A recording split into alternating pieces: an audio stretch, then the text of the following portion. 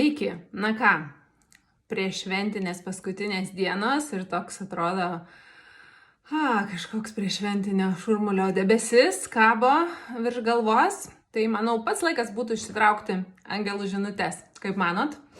Tai aš ištrauksiu dabar 2 žinutes iš savo kortų kaladės pokalbiai su angelais ir galit jau pradėti galvoti, kol aš išrinksiu, kurią čia traukti, galit pradėti galvoti, kuri žinutė bus jums. Pirma bus šita. Štai, nauja pradžia, geras. Ačiū angelai, kad primenat man, jog kiekviena diena yra nauja pradžia. Aš galiu pradėti iš naujo kasdien. Štai toks nuostabus priminimas. Vienas. Na ir žiūrim, kokia bus antra žinutė. Muzika. Ačiū angelai, kad bendraujat su manim per garsą ir muziką. Mano sieloje gyvena muzika. Štai tokie nuostabus priminimai.